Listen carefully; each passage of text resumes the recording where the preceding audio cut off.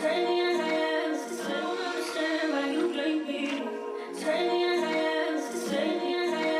what's up, YouTube, man? It's your boy, Action Jackson, and again, I'm back with the part 2 of talking about the conference teams to look out for.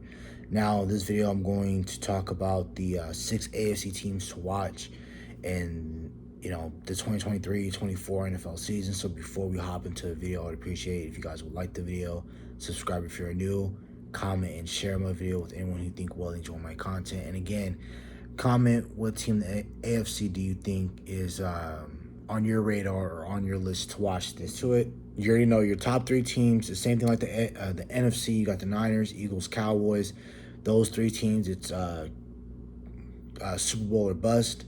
These 3 teams is for sure Super Bowl or bust because they got the top 3 quarterbacks in the NFL overall. So you got the Chiefs, Bengals, Bills. All 3 of them is Super Bowl win or bust with all 3 of them.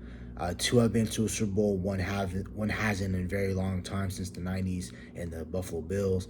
But with the Chiefs, just won the Super Bowl. You're wanting to repeat. You haven't done that yet. You've been to 2 in a row, but you want to finally get the back-to-back and start that dynasty that you already are, but just to continue on building that legacy in the NFL. I think the Chiefs are able to do that.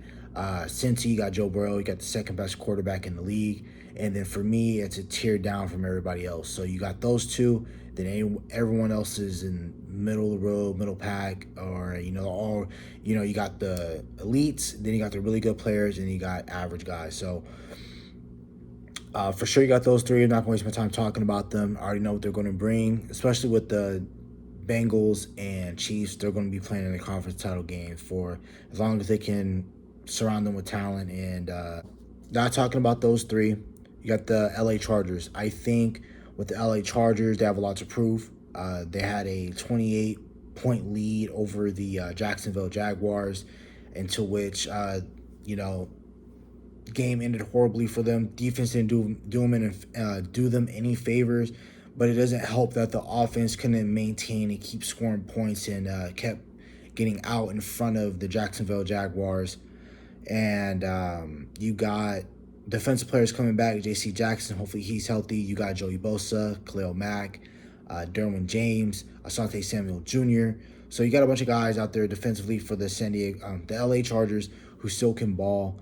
And you got Kellen Moore coming in as your offensive coordinator. I still think there's not going to be much of an offensive drop-off.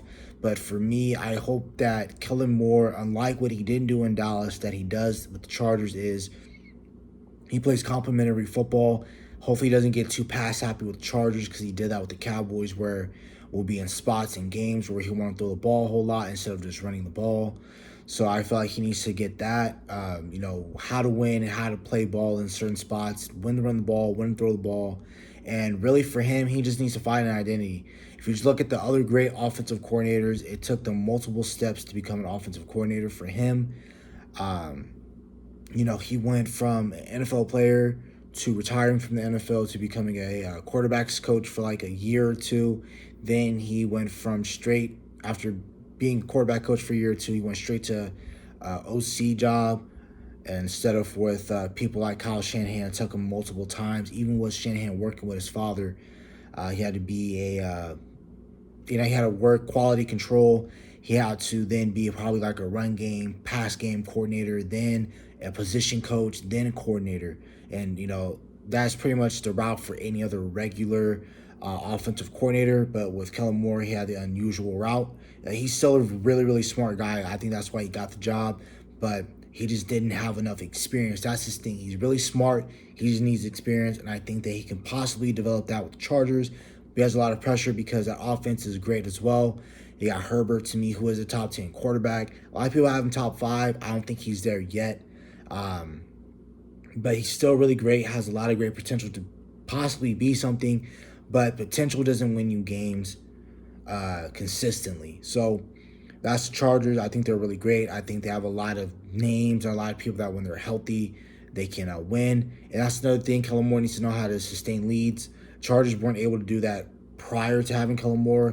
2016, they missed out on the playoffs. 2017 as well, because they blew leads. If they just maintained leads, the Chargers would definitely have been a perennial playoff team for at least the past 3 to 4 seasons. So anyway, number 2, Miami. Miami has the potential to be number one on this team that I look out for personally for me is because I think that we got robbed of a probably electric first round matchup between the Bills and the Miami Dolphins. If you look at both times they played, when they played in a humid weather in Miami, Bills weren't used to that.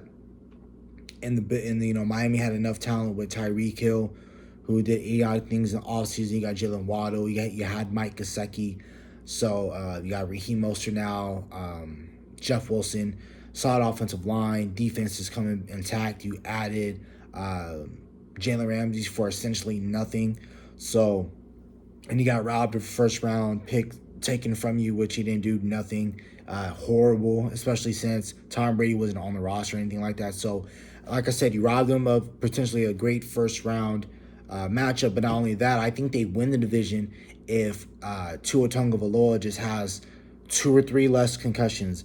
What I mean by that is, you don't want to have concussions, period. But I think that he had way too many just to start off in the NFL season regardless. And I think that if he had a couple less concussions, especially to start out the season, knowing that they had a hot start with being 2-0, 3-0, then they had to go play the Bengals, and the Bengals didn't have a great start to that season as well because offensive line was playing horrible. I think Miami definitely could be a better team, and I think they are going to be a better team. I think Tua will have a lot better health. They got Devon A-Chain, so they got Jeff Wilson, Raheem Mostert, so they still have guys that can take the load off of Tua, so that's why he's not dropping back as much. Hopefully Tyreek Hill, hopefully the allegations aren't true, but if it is true, I think that's going to be a detriment to their wide receiver core. I know they got Chosen Anderson at receiver. They got Jalen Waddle, so they still can make things work offensively. Defensively, you got Bradley Chubb, Jalen Phillips, Jerome Baker, and I already talked about you got Jalen Ramsey, you got Xavier and Howard, you got Javon Holland. So you still have a bunch of solid guys in Miami who I think can still make plays, and I still think that they are a team that can potentially win the AFC East when healthy, or even be a fifth seed, which is the best non-division winner in the conference. So 3 New York Jets. You got a lot of expectations, especially with you having an experienced quarterback like how you do have with Aaron Rodgers. He is going to get his offensive coordinator back with the head coach for Denver. I forgot his name. I think, Nathaniel Hackett. You have him as offensive coordinator. You got Solomon Thomas. That defense was really solid. If you look at the Jets' defense, they were really good last year. They had like a 7-2 or 7-3 record early in the season. Then, of course, Zach Wilson with character issues, him not being able to fully take control of the NFL locker room, and him just not able to be able to play ball here in this situation with the Jets. They have a lot of expectations. You have Aaron Rodgers. You got Garrett Wilson, Breece Hall. You don't have any excuses. Any drop off offensively, you should be able to have a lot better offensive production and still bring in that defensive help that you did have last season to this season. 4, you got the Baltimore Ravens. They're going to be intriguing to see because now Lamar Jackson is finally going to have help, and he never had that really in his career because the best weapon that he's ever had in his career was Mark Andrews. Now you get OBJ, and if you can get him playing at a solid level, you're going to be fine. Zay Flowers, if he's able to hit his potential, which I think he will in this offense. And then you got Lamar Jackson, former MVP, J.K. Dobbins. Mark Andrews still on that team. He's still really great. Still one of the best top 3 tight ends in the league. You got a defense who's really solid with Kyle Hamilton, Marlon Humphrey, Marcus Williams, Patrick Queen, Roquan Smith. You name it, they got it. They'll be able to make plays. You got Owe out of Penn State. Then you got David Ajabo, who has high upside. I just think you got Justin Tucker. They got the best kicker in the league. And they're really aggressive, and I think that Baltimore is going to be able to win a lot of games. Problem with them, they need to stay healthy. You still got Rashad Bateman who can play. You got Isaiah Likely, who's a great tight end too, behind Mark Andrews. So Baltimore has a lot of great pieces to potentially take it all the way because they have one of the best. I think they have the 3rd best quarterback in the conference. I don't really care what you say about Josh Allen. He's solid. He's okay, but he's not better than Lamar, in my opinion. I think that he's going to be able, that Lamar is going to show you that with real adequate receiver talent, that he's going to be able to keep up there with Josh Allen, Joe Burrow, and a Patrick Mahomes. Number 5 is Denver to me. Now, although Denver does have a lot of issues with Russell Wilson and him being the quarterback over there, and a lot of people have things to say about him, but I think he's going to be able to do fine this year. Now, I know he has Sean Payton, and Sean Payton is one of the, he is one of the best head coaches of all time, but, he gets too much praise in my opinion because he does a lot of things that they get flack for other head coaches, specifically Mike McCarthy. Sean Payton hasn't done anything since 2009. Same thing, has number 1 seeds. Coming out of the bye of a number 1 seed divisional round, he might lose, he might win. If they get to a conference title game, they lose. But more times than not, they'll win a playoff game, get bounced in the next round, just like what Mike McCarthy has been doing the past couple of years. So I don't really get the disconnect between everyone in the league loving Sean Payton versus Mike McCarthy. I know why, but if we're going to give flack to Mike, we have to give flack to Sean Payton. Sean Payton was one heck of a coach, but he hasn't done much ever since 2009. You got Russell Wilson, Jerry Jeudy, Cortland Sutton. Defense is still intact. You still got Randy Gregory. You got PS2. You got a bevy of safeties with Justin Simmons, Caden Stearns. They got good linebackers. I just think that team, they got Drew Sanders, who I love. I think he's going to be definitely potential runner-up for Defensive Rookie of the Year. I think he's going to be really solid for them. Denver is definitely a team for me to watch out for.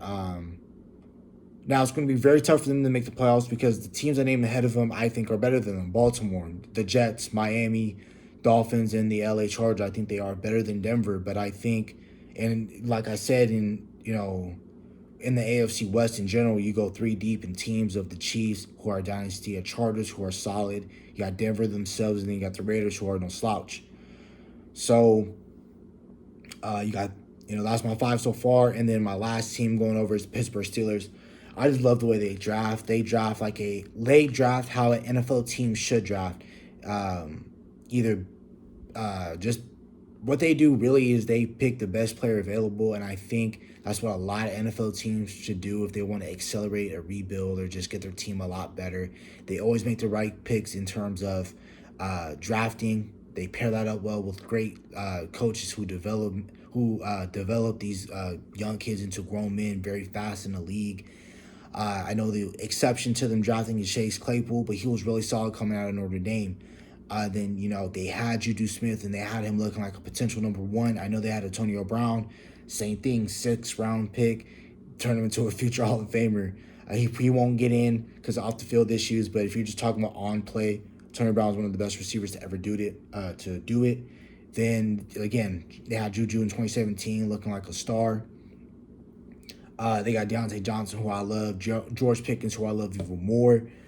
You got Darnell Washington. You got Pat Freiermuth. You got Broderick Jones, who you drafted. Then you got Najee Harris, Jalen Warren. Defensively, Minka, Cam Hayward, Keanu Benton, Pat Pete, Joey Porter Jr., man. They got just a bevy. TJ Watt. They got so much talent defensively in Pittsburgh that they put it all together, and you never had a losing season with Mike Tomlin. Now, I understand that the never have a losing season since like 2003 or something like that. I know that can get annoying. That is annoying to hear all the time. I love that for Mike Tomlin, but for Mike Tomlin, he knows the standard is the standard, and you understand that you got to win football games in Pittsburgh. Just making it to the playoffs isn't something that they're satisfied with. They're used to championships. They experience championships, and dang near every year of the NFL has been existed. They were dominant in the 70s. They weren't that great in the 80s. Made it to the Super Bowl in the 90s, 2000s. They did their thing. They went to another Super Bowl in the 2010s. Now it's time for them in the 2020s to possibly go to another Super Bowl and definitely compete in the AFC. So again, my top 6 teams in the AFC to watch for are the LA Chargers, Miami Dolphins, the Jets, the Baltimore Ravens, Denver Broncos, and then last but not least is the Pittsburgh Steelers.